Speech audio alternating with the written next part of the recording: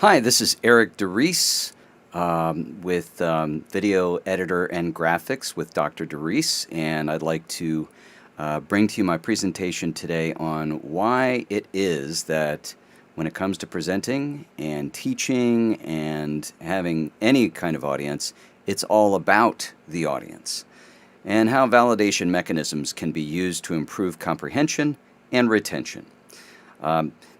One thing that I do want to point out is that I have a master's degree in online college teaching, and my EDD doctoral degree is in instructional design and technology. And a little bit more about me. Let's see. I have 5 years teaching experience in digital graphic arts, TV production, web design, photography, digital photography, and other related fields. And I have some websites that are education and digital graphic arts related. I also have some blogs that are online teaching and education related. And I even have some online lessons on a variety of subjects in these areas. And this one is in the area of the value of validation. I have some YouTube channels, and this is my basic one, but I also have YouTube channels on digital graphic arts. I have them on online teaching and higher education, and I even have a restaurant review one, just for fun. So those are some of the different areas where I am projecting media and out into the world. So if we look at this presentation, now that you know a little bit about me, I want to just pose a question to you, and I want you to think about this. What would you say if I told you that all communication is a way for people to get what they want from other people? Now think about that. Just keep that in your mind. What would you say if I told you that all communication is a way for people to get what they want from other people? Okay, so just hold on to that thought, and let's look at the presentation itself. What are we going to talk about today? Well, first we're going to talk about the growth of online education.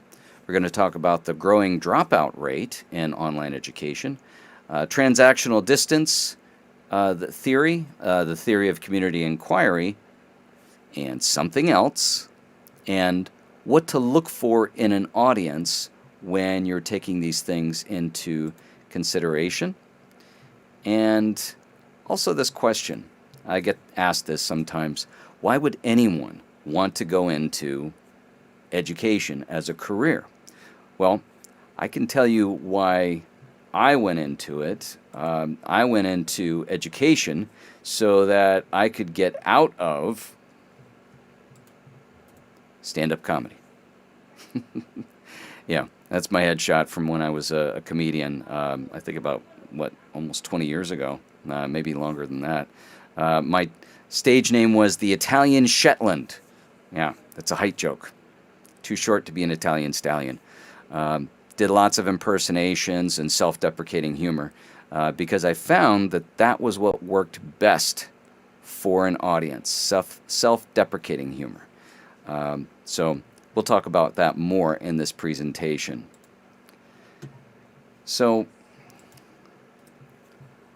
one of the things that I want to point out is that I didn't start out in stand-up comedy. I started out in the theater. In fact, I grew up in the theater from the time I was a little kid until I was a young adult.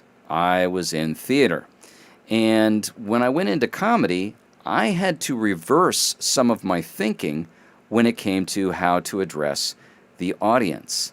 For example, they would tell us, don't play to the audience. Okay, don't play to the audience. What that means is don't try to manipulate them. Just act your part and deliver your performance under the direction of the director. And so in other words, one of the dangers of doing that is that if you're always expecting a laugh on a certain line and it doesn't happen one day, then that can throw you off.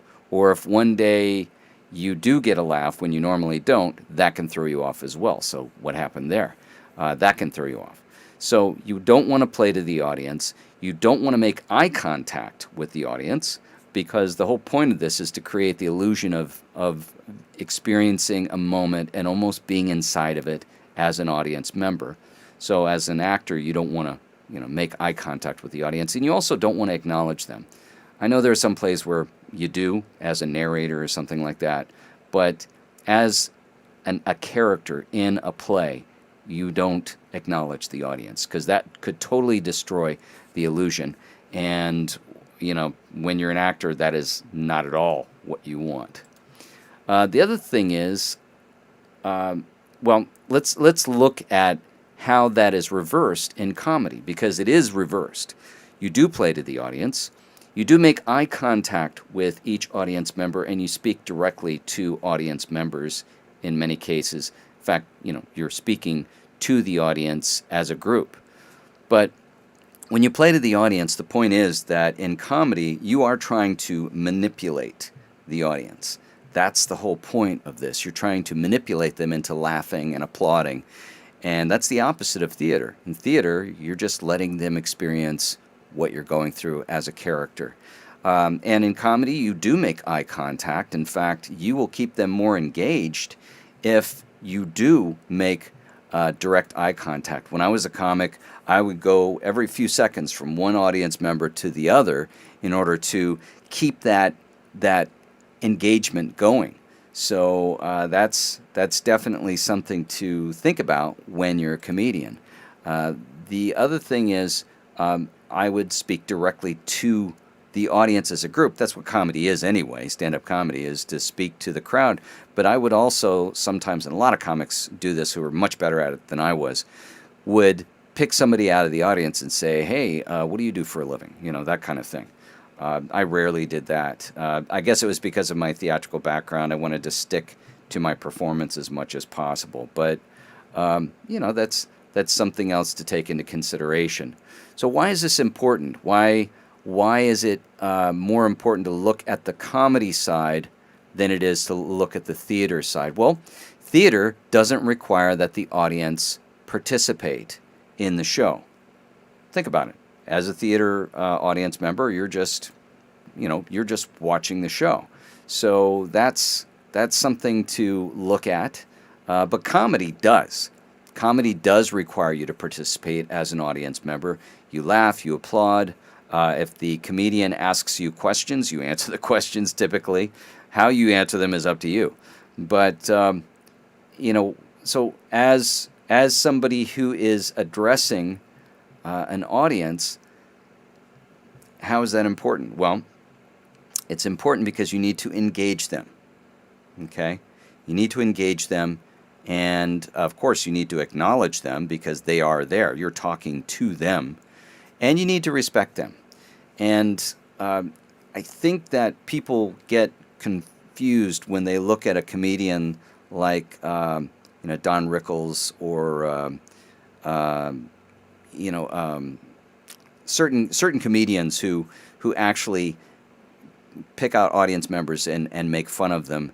It still engages the entire audience in this moment of being able to laugh at the situation that one audience member is in. But most comedians can't pull that off. They don't have what it takes in order to do that.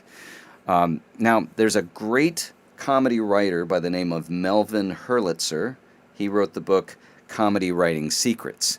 And he says that audience members have a strong and constant need to feel superior. Audiences laugh at the expense of others. Audiences laugh at the failure of their authority figures. Audiences seek reassurance, and audiences seek to belong. Seek to belong, and that's where the comedians who do make fun of an audience member get away with it. They find a way to get the whole audience involved in this thing of laughing at that one person's situation.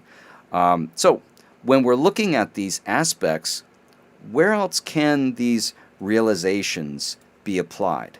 that's something to think about. Where else can you apply this? Well, why not online education? Something to think about. I mean, you do have an audience. You are presenting to them.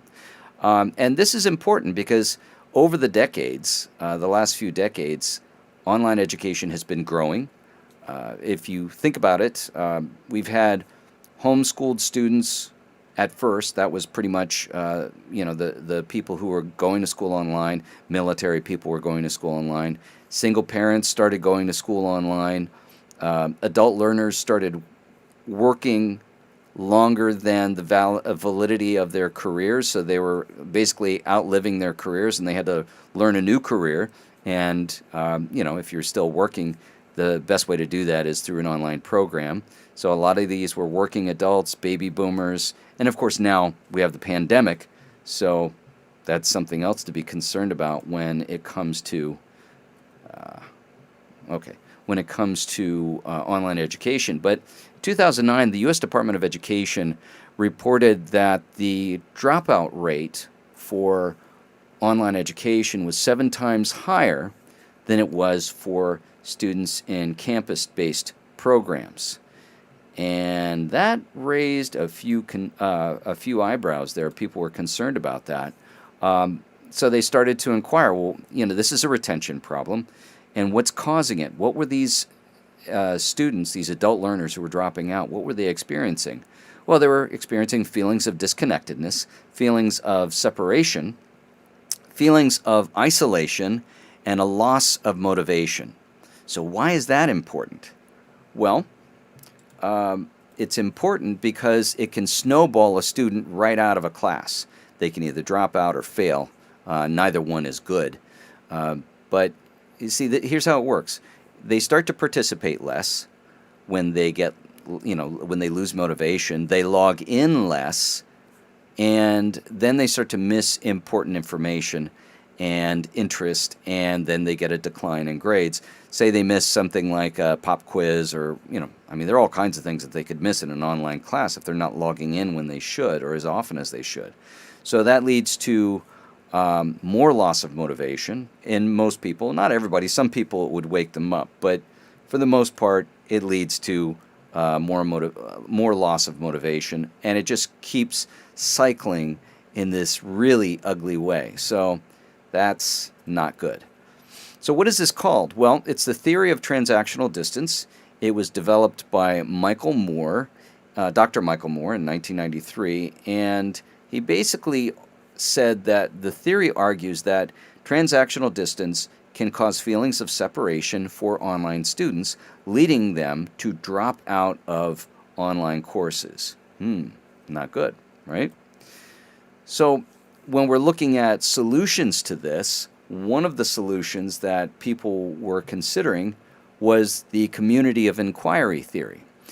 The community of inquiry is a group of individuals who collaboratively engage in purposeful, critical discourse and reflection to construct personal meaning and confirm mutual understanding. So what does this look like? Well, the community of inquiry is broken up into 3 groups: social presence, teaching presence, cognitive presence. And we're going to look at 2 of these. The first one of which is teaching presence. Now, this is a method of online instruction where the professor includes instructional elements: live video of the professor, live audio of the professor, pictures of the professor, recordings of the professor, comments by the professor, and so on. And these things can make the online presence of the professor greater. And they have been shown to influence online students' feelings of emotional connectedness that may be missing in online courses.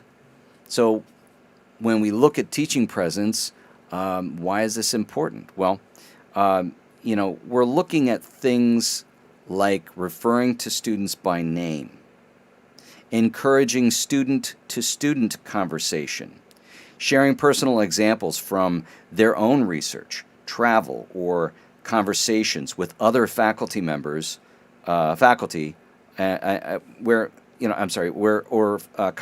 with other faculty contribute to both social and teaching presence. So let's look at social presence.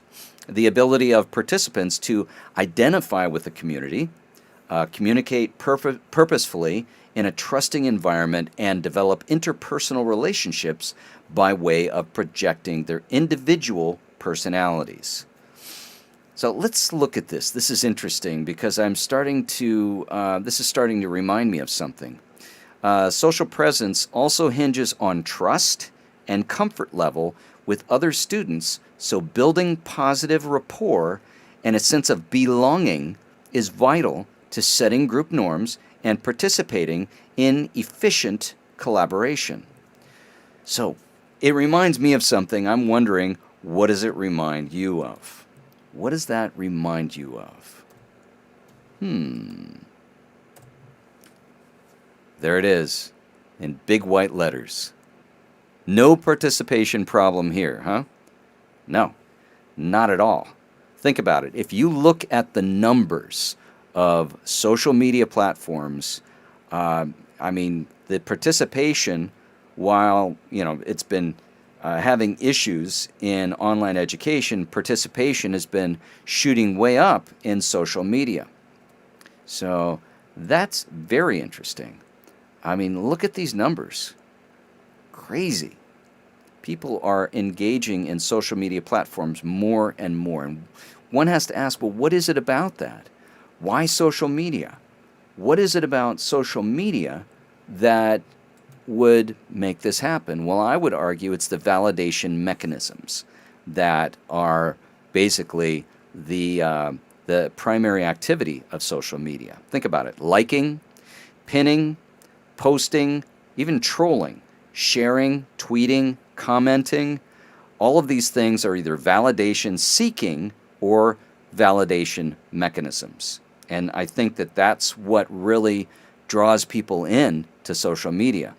And so I would argue that social media could teach online teaching a few things about students, especially American students. Now, I don't know about other countries, but I know that our culture here in the United States is very validation hungry, and it's getting more and more that way. So those are things that we need to look at as communicators.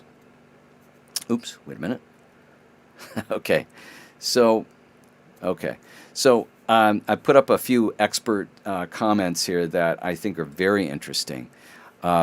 This first content expert says, is it narcissism or is it our need for self-validation that's making social networking sites so popular?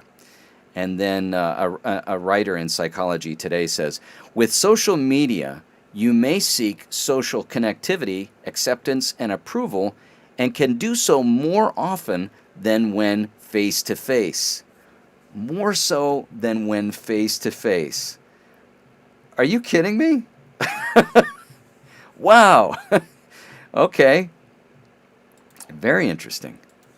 And then this life coach says, I like this, when we get acknowledgement, likes from posting pictures or comments, it reawakens a feeling of belonging, of being accepted and validated. Therefore, we continue this cycle. Man, to me, it just sounds like, a dopamine rush. And, we can look at it any way we want, but the truth is that that's what audiences are responding to.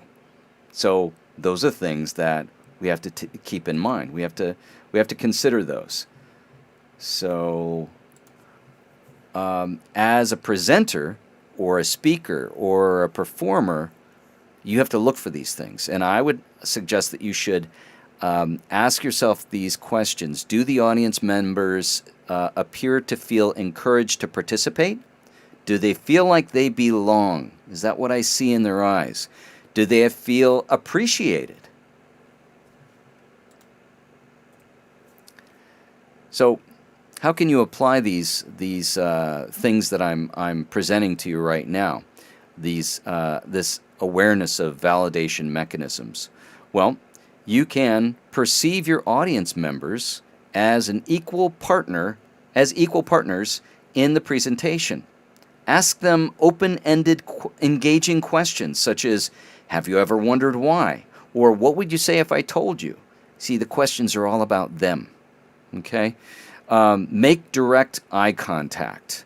In other words, make sure that when you're talking to them, you occasionally look right into the webcam so that they feel as though you're looking right at them. If it's a live face-to-face performance or presentation, then yeah, that's fine. You can look right into their eyes, obviously. But every so often, as you're speaking to them, you really want to look them directly in the eyes. Again, not like theater. And call them by name. Most people, you'll find, I've found, that most people think of their name as music to their ears, or at least that's how they respond. It depends, though. It depends. If it's an angry parent or an ex, no, you don't want to hear them call your name, right? But anyway, call your audience members by name, and if you can, and always respond to them in a positive way. So I know it may sound corny, but it's great if you can say, if they ask a question, you can say something like, I'm glad you asked that, or that's a great question. Just keep your responses as positive as possible, okay? So let's go back to that question that I asked before.